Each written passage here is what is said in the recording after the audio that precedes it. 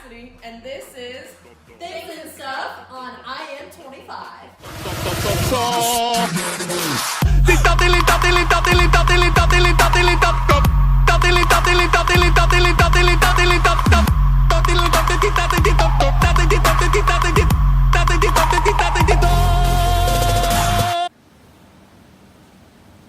Hey Cassidy. Hey Mary Hannah. I have a question of the week.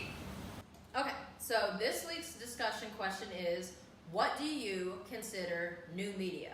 Now, Cassidy and I felt that to be able to even answer that question, we have to define what new media is. So we pulled up definitions of the word new.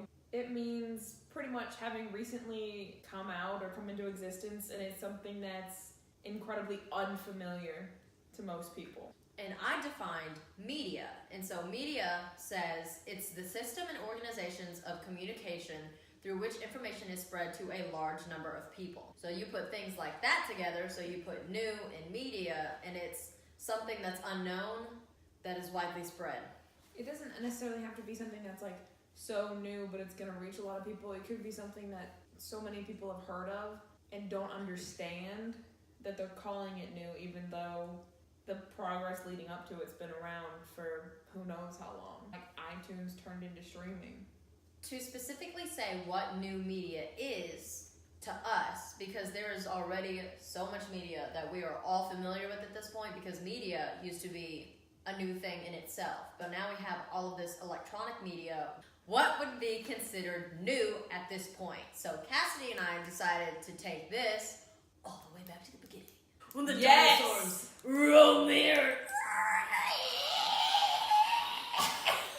We use our textbook, Hello Squirrel. So we read a chapter because we do our homework like good people. Just one chapter. But in our book, it told us that internet first became a thing for military only. Media is everything to us. So it's everywhere. Media went from military to the entire world. But what's the in-between? College students. Conspiracy theory. Ha! Okay. In the beginning, there was the government. And they decided, unless you worked for them, no internet. And then they were like, oh, but technology is advancing. So are college students. They're getting smarter and we can't stop them. Only college students. Right, just the college kids. Nobody else is getting smart. Nobody else needs this. And they said, okay, if you attend a university, you get an access URL type thing. I don't know how long that lasted. Probably not very long, because then the internet blew up. Like this squirrel. Okay, so it says the history of the internet as a military and academic project started in the 1960s. Since the mid-1990s, the internet has become increasingly commercialized and widespread. Today, it is ever present to the point where it is nearly transparent to its users. So-and-so said that the difference between a tool and something else is that a tool gets lost in its usefulness. You own a hammer, and you're not going to think about your hammer unless it's broken. You're like, oh, it does a good thing, whatever, I own one, that's great. You don't think about what it does. You just know that it does what you need it to do. When it doesn't do the thing that it's supposed to do, like if it's not working or it breaks or something like that, that's when it becomes present to you, like as a problem. Mm-hmm. When things go wrong, that's when you care about them. And like the internet has sort of gotten lost in its usefulness in the way like we're not thinking about it for what a cool thing it is. We're thinking about it like, oh, this is something we've always had and it doesn't matter because it just is a thing that we have. It's just a thing that we use, and like getting lost in its like use. And so I can see that because we don't see the use of the internet until it crashes. That's kind of what quote unquote society is almost dependent upon for social interaction. Things like school, things like work, that's how people apply for jobs. That's how people make friends. That's how people find significant others, you know.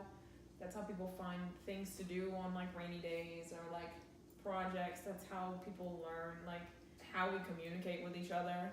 The way we interact with other people changes as technology changes, but technology changes based on how people change. There's things like the film industry and the music industry, and as society kind of like changes their views about certain things, the film industry opens up and people are starting to want representation, technology affecting society, and I'm saying society also affects technology, aside from just social media. So the society that we live in today is obviously very much digital. So the world always goes through this huge turning point, like the Industrial Revolution. Our textbook calls this part of our culture digital society. That just means everything that we have is digital, obviously. It says computers manage our communication networks. This has transformed how we form friendships, how we connect and stay in touch with people, sometimes across large geographical distances. And then it goes on to say, computers can process text, images, and sound, which has changed the way in which writers write, musicians play, and painters paint. Based on how we live, we stay connected with some family members on Facebook.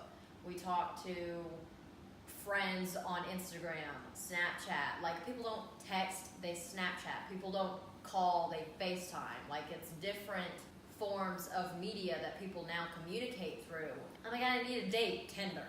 All of our information, some of our textbooks are online. Our homework is online. Shout out to our astronomy class. All of it's online. Everything is digital to us at this point. Even how we consume other forms of media, like movies, there's Netflix, Hulu, Amazon, whatever. How we listen to music, we stream it now. We don't have to go purchase it anymore.